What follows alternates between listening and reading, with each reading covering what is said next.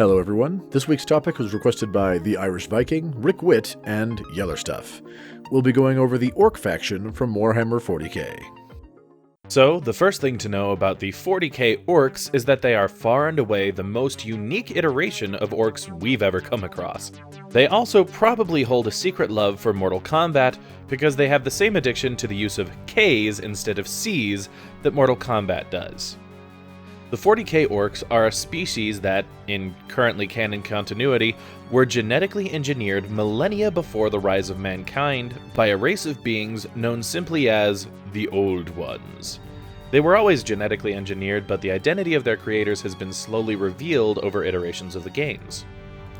The Old Ones are one of, possibly the, oldest known species in the 40k verse. They also created the Eldar, Space Elves, as well as the Webway, which was a safer way to traverse the warp. See our video on the warp here for why they'd need such a thing. It is presumed that the Old Ones created the Orcs during the Old Ones' final years in order to serve as a warrior race to help fight off their enemies.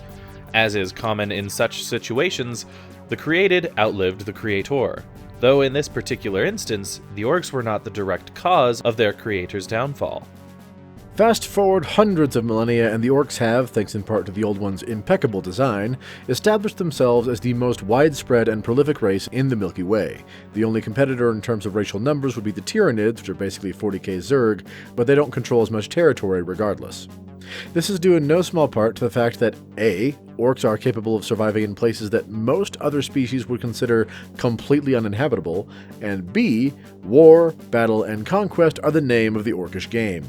In terms of biological survivability, Orcs are actually at the top of the food chain for a whole subspecies of creatures collectively referred to as Orkoids, with Orcs, and presumably all other Orkoids, being part meaty animal creature and part fungus, essentially half fauna, half flora.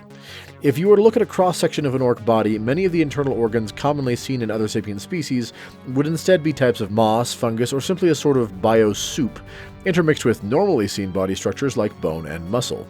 This design reduces the number of vital organs that can be used to incapacitate an Orc. Additionally, some of an Orc's fungal growths act as internal padding, cushioning blows that would otherwise be more severe. And on top of that, Orcs have a comparatively underdeveloped nervous system, meaning that they feel less of everything: pain, warmth, cold, etc. As part of their semi-fungal nature, Orcs are technically asexual. Throughout their lifetime, Orcs produce spores that are ambiently discharged into the environment. They produce more when they are excited, almost always during combat, and they produce more when they die. In a comparatively orc-free zone, these spores will settle into the land around them and eventually form subterranean cesspits of muck, slime, and fungus. From here, the lower forms of orcoid life eventually spawn. First, squigs, which feed on cesspits, then snotlings, dumb space goblins, and Gretchen, slightly smarter space goblins, which feed on cesspit fungus as well as squigs themselves, and tend to daily life issues of orcoid communities, building and maintenance of basic homes, cooking, etc. Until finally, the Orcs are spawned, which, as more biologically complex beings, take the longest to grow. These are the most commonly mentioned form of orcoid life, but there are vast arrays of other orcoid creatures as well, a cornucopia of various fungal growths and even analogues to Earth-like creatures given the right conditions. Orcs, very literally, given enough time, or dying in great enough number, even on barely life-sustaining planets, passively create an entire ecosystem capable of supporting orcoid life, allowing them to thrive nearly anywhere. The last two bits of genetic engineering that Orcs have going for them are genetically imprinted skills and the production of low-level psychic fields. Orc society is broadly broken into two categories: your standard boys, with a Z, and odd boys. There are plenty of subcategories for each, but broadly speaking, boys are your standard Orc warriors, i.e. most Orcs, and odd boys are specialists. Both of these characteristics are genetic. Basic knowledge of how to do things like use weapons, fight, and scrap materials are encoded into just about every Orc in existence, so they need to be taught very little in that regard. Similarly, the odd boys have additional knowledge hard-coded into their DNA. Mech boys, for example, have an instinctive understanding of technology. They cobble together functional weaponry with little to no training, and handle everything from vehicle and starship maintenance to weapons development. Experimentation occurs, and usually explosive mistakes happen on a regular basis, but despite that, orc mech boys develop technological marvels on par with, and on occasion exceeding, the capabilities of their enemies. Similarly, pain boys, orc doctors, have an instinctive understanding of how to treat wounds, both using substances derived from the orcoid's ecosystem, as well as technology stolen or learned from other races. Though they too have a predilection for experimentation, often without consulting their patients. Interestingly, orc physiology is robust enough that orcs often survive these experiments anyway. Whether that's a blessing or a curse, however, is up to interpretation. Which brings us to the psychic fields generated by all orcs. In simplest terms, every orc in existence generates a low-level sympathetic psionic field. That is, the more orcs in a given area, the more potent the psionic energy becomes.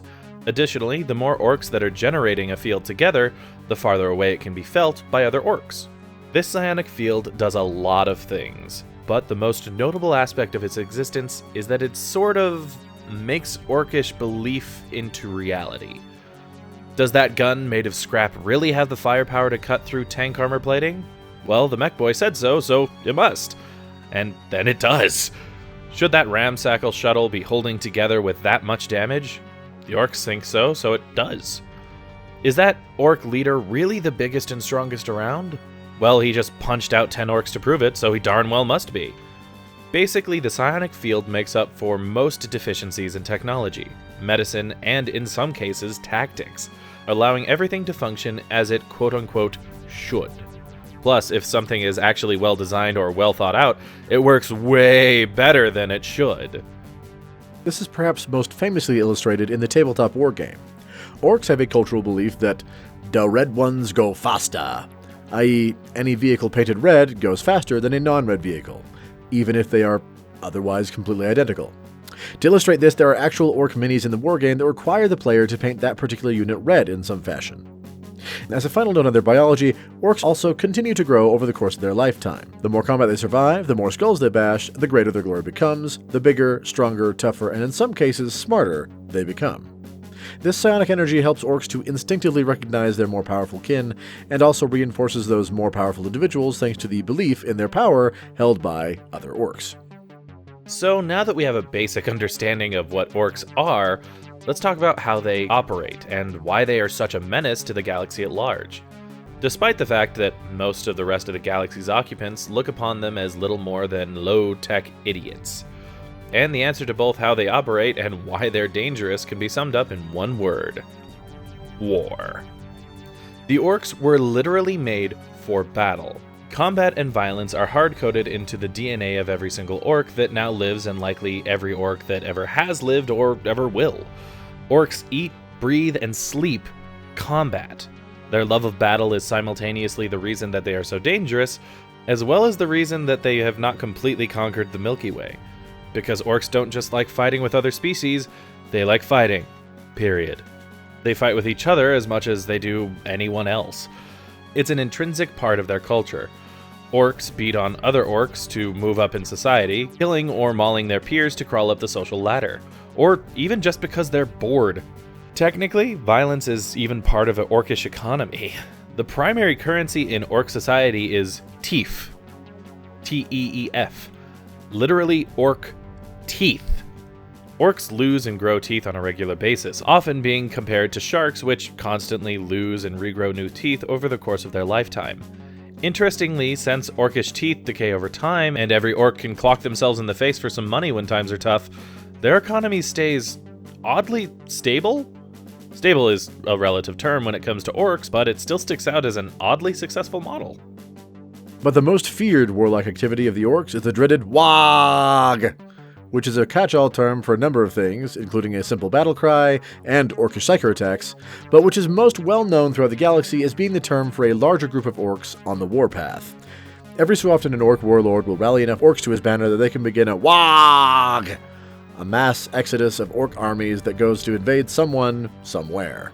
The target literally matters as often as it doesn't, with some warlords looking to claim a stake in the stars, others pursuing a specific faction or target, and still others that simply lead an especially battle-hungry band of orcs. Out there. Waaghs are nearly always terrible for whatever unfortunate system is invaded, as orcs bring their savagery and uniquely barbarous form of war wherever they go. And when a Waaagh is launched, they come in the thousands, at minimum. One of the titles given the Orcish people is the Green Tide, and Waaghs are the reason why. The average Orc combat strategy consists of getting their hands on the biggest guns that they can, and equipping as many tens of thousands of Orcs as they can with them, with the occasional tank, walker, or friggin' hollowed-out asteroid filled with Orcs thrown in for good measure. And remember, if you don't properly burn out the Orc corpses, even if you beat the initial forces, a few years go by, and you may have a homegrown batch of Orcs to contend with. Thankfully for the galactic community, even when Orcs establish an empire of any size, it almost always disintegrates due to infighting sooner or later. Like most species in the 40k verse, Orcs have a couple of gods that have been spawned by them, and to whom many Orcs pay homage. For the Orcs, these gods are Gork and Mork, and Mindy. According to every reference we could find, one is the god of cunning brutality, and the other is the god of brutal cunning, which apparently means one will punch you in the face when you aren't looking, and the other will punch you in the face even harder when you are looking. And the two of them spend the vast majority of their time fighting each other, which is a fairly accurate summation of Orcish society, which is most of what there is to say about them. Although it has been theorized of both the Orc race and their gods that if they ever got their act together and united as one, it's entirely possible that nothing, not the full might of the Imperium of Man, the Tyranids, or any other faction, even banded together, could have the power to stop the full might of the Green Tide. Waaagh! And that's basically the story of the Orcs. Fungal space barbarians of the 40k verse. We hope you enjoyed this video. If you did, please leave us a like and maybe share it with someone you know might like it. If you have ideas for topics you'd like to see in the future, do like the Irish Viking, Rick Witt, and Yeller Stuff, and let us know in the comments down below. If you'd like to see more videos from us in the future, be they lore, let's play, or other, go ahead and hit that subscribe button. In the meantime, this has been True Masters, and Morons signing off. Thanks for watching this video. If you'd like to see more like it, hit that subscribe orb. To see our last Let's Play, click or tap the link on the right. For our last lore video, click the link on the left. Thank you to all of our patrons for making these videos possible. Thanks for watching, and we'll see you next time.